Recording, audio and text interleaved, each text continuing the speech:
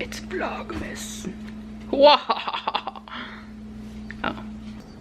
Hello, welcome back to Vlogmas. You are so lucky. So lucky. Today, we're doing something I never thought I would do. We are giving away Aunt Fran's super secret peanut butter fudge recipe. Which, let me just say, is the best peanut butter fudge recipe. Generally, this recipe only gets pulled out when I want to raffle it off for charity or Christmas presents. I'm giving it away today. Don't tell Aunt Fran.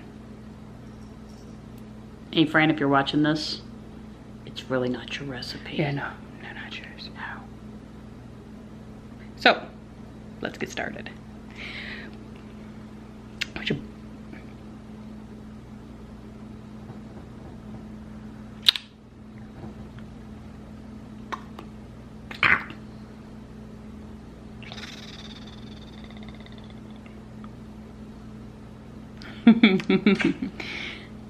Let's make some fudge.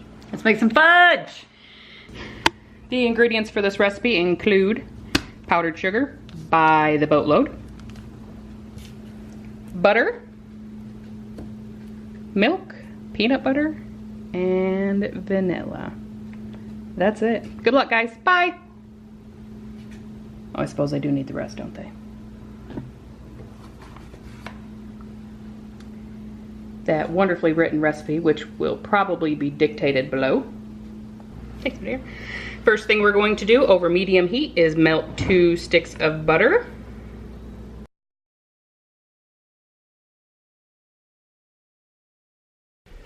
Once that starts to melt, go ahead and add your 1/4 cup of milk.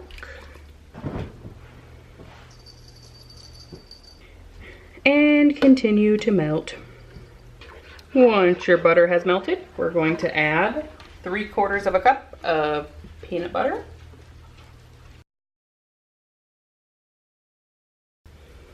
I'm going to go ahead and stir that until it's combined with the butter.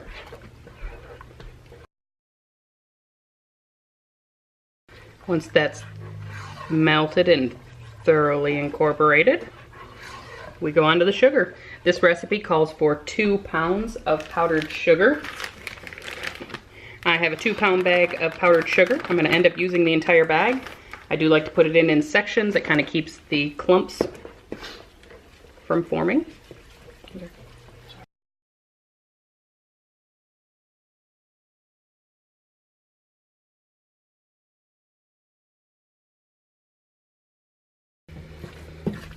I still have the heat on medium, and I just keep mixing this until it's very well combined.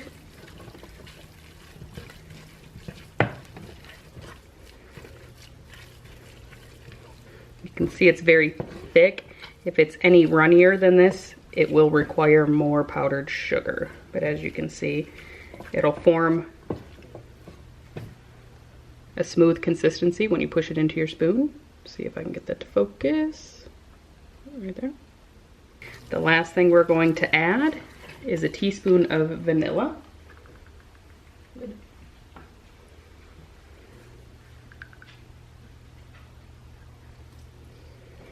At this point, if you wanted to add nuts to the fudge to make it a chunky fudge, you could do so.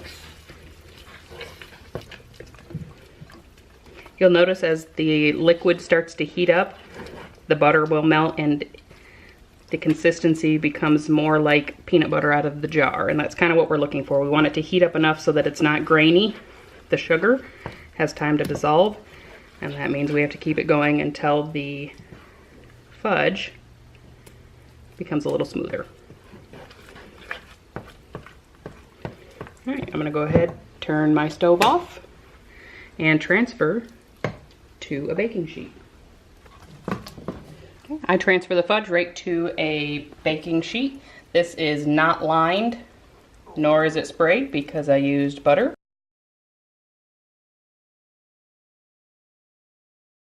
Okay. This can now be set in the refrigerator or the freezer to cool and set up.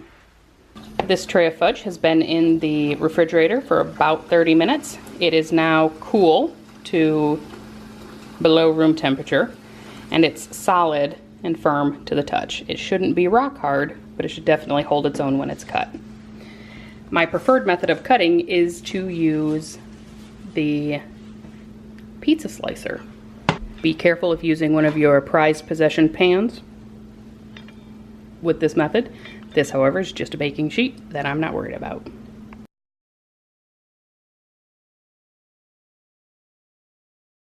Once it's cut, the fudge should pop out of the pan with just a fork. Now for the best part.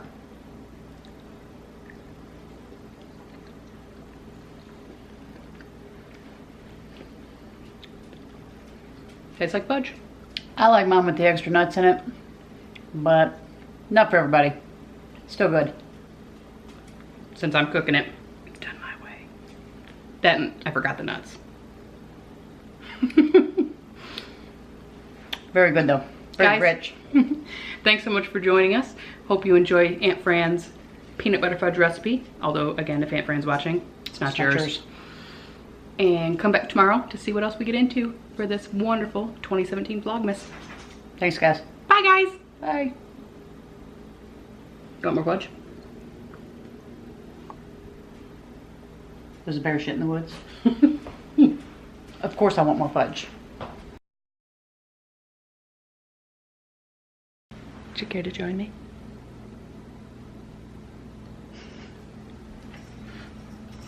Let me have that. You always cut it at an angle. You don't even realize you're doing it and you're cutting it at an angle. I want to be the center of attention. What's wrong with this?